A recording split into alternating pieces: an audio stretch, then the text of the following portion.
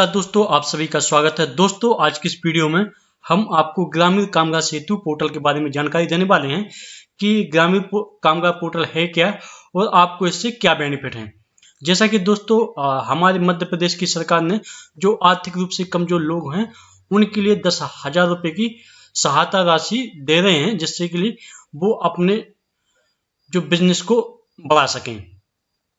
तो वो 10,000 रुपये आपको प्राप्त करने के लिए आपको इसमें आवेदन करना होगा और आप आवेदन कैसे करेंगे इसका पूरा प्रोसेस बताएंगे। आपको इस वीडियो में हम पूरा जानकारी देने वाले हैं। दोस्तों, आपको यह वीडियो शुरू से लेकर अंत तक देखना है और यदि आप मेरे चैनल पर नए आए हो तो मेरे चैनल को सब्सक्राइब कर लें, जिससे कि मेरे आने वाले वीडियो की जानकारी आपको मिलती रहे। पोर्टल में आपको रजिस्ट्रेशन करने के लिए कुछ डॉक्यूमेंट्स की जरूरत पड़ेगी, जैसे समग्र ID, आधार कार्ड और आधार कार्ड से मोबाइल नंबर लिंक होना अनिवार्य है। तो चलिए दोस्तों, आपको ले चलते हैं। आपको अपना ब्राउजर ओपन कर लेना है और आपको ब्राउजर में डालना है ग्रामीण कामगार सेतु। इतना डालने के बाद आपको सर्च कर देना है। इसके बाद आप सभी के सामने कोई इस तरह का पेज दिखाई देगा। आपको यहाँ दिख रहा होगा ग्रामीण कामगार सेतु, इस पर आपको क्लिक कर देना है। अब आपके सामने जो ग्रामीण कामगार सेतु का जो पोर्टल है वो आप सभी के सामने खुलकर आ जाता है। आप देखोगे ग्रामीण कामगार सेतु पंचायत एवं ग्रामीण विकास विभाग मध्य प्रदेश शासन का पोर्टल है। और दोस्तों, आपको जैसे 10,000 रुपये के लिए आवेदन करना है कि आपको 10,000 की जो राशि है वो आपको कैसे प्राप्त होगी, रजिस्ट्रेशन करना है। तो आपको यहाँ पे दिखाई दे रहा होगा पंजीयन करें, इस पर आपको क्लिक कर देना है। इसके बाद आपको कुछ इस तरह का पेज दिखाई देगा। यहाँ पे आपको मोबाइल नंबर डालना है, कैप्चा डालना है, फिर OTP प्राप्त पर क्लिक कर देना है। अब आपके मोबाइल पर OTP आया होगा, OTP आपको यहाँ पे डाल देना है। आपके मोबाइल पे जो OTP आया था वो OTP आपको यहाँ पे डाल देना है। इसके बाद आपको नीचे आ जाना है। आप यहाँ पे देखोगे जिला चुने, आपको अपना जिला चुन लेना है, जो भी आपका जिला हो। इसके बाद आपको अपना विकास खंड चुन लेना है। अब आपको रोजगार चुने, आपको यहाँ पे स्ट्रीट वेंडर सहायक विक्रेता पर ही क्लिक कर देना है। इसके बाद आपको सबमिट पर क्लिक कर देना है। अब आप देखो आपका धन्यवाद, आपका मोबाइल नंबर सत्यापन हुआ है। अब आप सभी के सामने कुछ इस तरह का फॉर्म खुलकर आ जाता है। आपको यहाँ पे दिखाई दे रहा होगा आधार पंजीयन और यहाँ पे वर्चुअल ID आधार पंजीयन। तो आपको आधार कार्ड पर ही क्लिक करके रखना है। इसके बाद आपको यहाँ पे आधार कार्ड डाल देना है। तो इसके बाद आपको यहाँ पे कैप्चा डाल देना है। चलिए हम यहाँ पे अपना आधार कार्ड नंबर डाल देते हैं। आधार कार्ड और कैप्चा डालने के बाद आपको यहाँ पे क्लिक कर देना है। इसके बाद आप देखोगे यहाँ पे eKYC विकल्प चुने। यहाँ पर दो ऑप्शन दिखाई दे रहे हैं eKYC के लिए। एक आप OTP द्वारा भी इसे KYC कर सकते हैं, दूसरा आप बायोमेट्रिक द्वारा। आधार कार्ड में मोबाइल नंबर लिंक है तो हम OTP पर ही क्लिक करेंगे। इसके बाद आपको OTP प्राप्त करने पे क्लिक कर देना है। अब आपके मोबाइल पे OTP आया होगा, वो OTP आपको यहाँ पे दर्ज कर देनी है। आपको OTP डालने के बाद OTP सत्यापित पर क्लिक कर देना है। अब आप देखोगे eKYC सत्यापित हो चुकी है। आपको नीचे आ जाना है। यहाँ पे देखोगे आपको यहाँ पे एक फोटो अपलोड कर देनी है। हम यहाँ पे अपनी फोटो अपलोड कर देते हैं। अब हमने यहाँ पे जो फोटो थी वो अपलोड कर दी है। इसके बाद आपको आवेदक का नाम डालना है। आधार कार्ड के जो आपके आधार कार्ड में नाम लिखा हो वो आपको यहीं पे डाल देना है। इसके बाद आपको यहाँ पे डेट ऑफ बर्थ डाल देनी है। आपको जो भी जेंडर लिंक डाल देना है। इसके बाद आपको पिता या पति का नाम डाल देना है। इसके बाद जो आपके आधार कार्ड में जो पता लिखा हो वो आपको यहाँ पे डाल देना है। चलिए हम यहाँ पे अपना नाम डालते हैं। अब आप देखोगे यहाँ पे हमने अपना नाम डाल दिया, डेट ऑफ बर्थ डाल दी, यहाँ पे मेल भी डाल दिया, जेंडर भी डाल दिया। इसके बाद हमने अपने पिता का नाम डाल दिया, एड्रेस डाल दिया। अब आपको यहाँ पे टिक कर देना है और आपका ये ऑटोमेटिक एड्रेस ले लेगा। इसके बाद आप नेक्स्ट स्टेप पर क्लिक कर देंगे। अब आपको यहाँ पे दिखाई दे रहा होगा आपको समग्र ID डालनी है। हमने यहाँ पे अपनी जो समग्र ID थी वो डाल दी।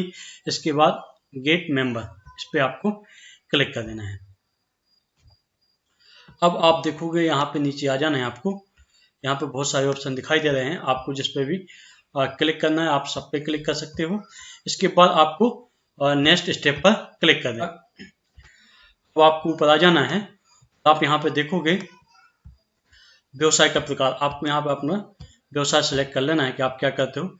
यहाँ पे जूते चप्पल की दुकान है या समोसा कचौड़ी की, आपकी जो भी हो वो आपको यहाँ पे सिलेक्ट कर लेना है।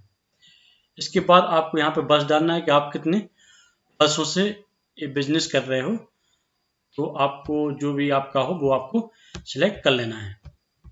इसके बाद आपको दैनिक विकल्प चूज कर लेना है कि आपकी जो दैनिक आय कितनी है। तो आपका जो भी हो 100 से 200 तक आप अपने अनुसार ही इसे सिलेक्ट कर लेंगे। इसके बाद विक्रेता की श्रेणी, या चले या आप ठेला लेके इधर उधर जाके अपनी जो चीज को बेचते हो, या फिर आप स्थिर रख कर इसे बेचते हो। तो आप जैसा भी करते हो आपको वो सिलेक्ट कर लेना है। इसके बाद आपको यहाँ पे आपकी जो ग्राम पंचायत है वो आपको यहाँ पे सिलेक्ट कर लेनी है कि आप कहाँ कहाँ इसे बेचने जाते हो। आपको विलेज सिलेक्ट करने के बाद आप यहाँ पे देखोगे आपका जो बैंक का खाता विवरण है, आपको यहाँ पे आपका बैंक खाता डाल देना है। यहाँ पे आपको बैंक का जो IFSC कोड है वो डाल देना है। इसके बाद आपको बैंक नाम डाल देना है और यहाँ पे जो आपका जो ब्रांच शाखा है, शाखा नाम यहाँ पे डाल देना है। चलिए हम यहाँ पे IFSC कोड डाल देते हैं। जैसे ही हमने अपना IFSC कोड डाला, यहाँ पे देखिए हमारा ऑटोमेटिक बैंक का नाम आ गया और ब्रांच का नाम आ गया। अब आपको यहाँ पे आपका अकाउंट नंबर डालना है, तो हम यहाँ पे अपना अकाउंट नंबर डाल। इसके बाद हम यहाँ पे दोबारा से अपना अकाउंट नंबर डालते हैं।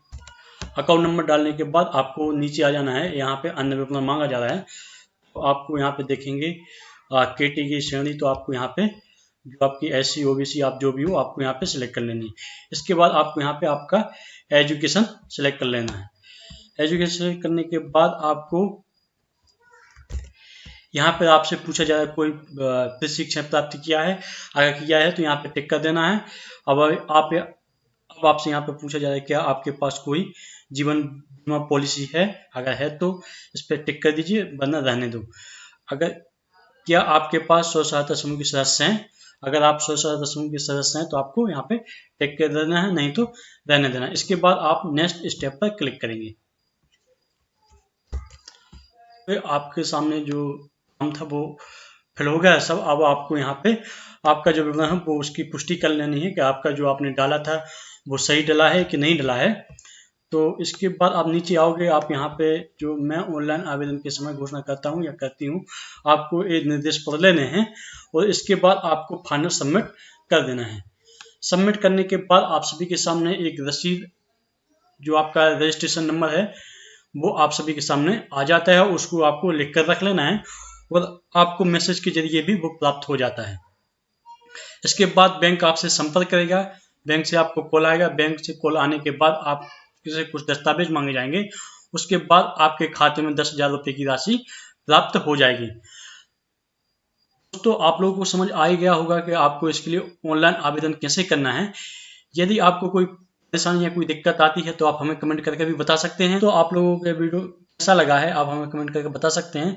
यदि आपको यह वीडियो अच्छा लगा है तो आप इसे लाइक कीजिए, सब्सक्राइब कीजिए और बेल आइकन बटन को दबाएं, जिससे कि मेरी आने वाली वीडियो की जानकारी आपको मिलती रहे। धन्यवाद दोस्तों।